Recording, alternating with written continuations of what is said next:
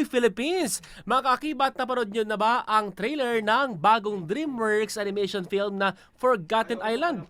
Kung hindi papanoorin dahil tampok sa pelikula ang mayamang kultura at alamat ng Pilipinas. Sa kwentong pagbibidahan po ng aktres na si Liza Soberano at Filipino-American singer-songwriter na si Her.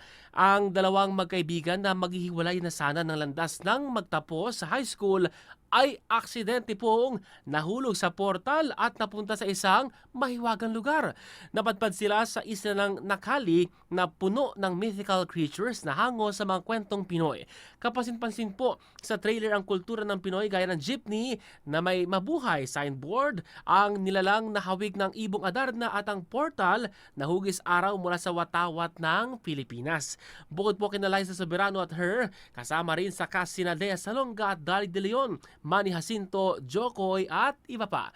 Mga kakibat, mapapanood po ang pelikula sa September 23. Kaya naman, abangan nyo at syempre mag-enjoy kayo.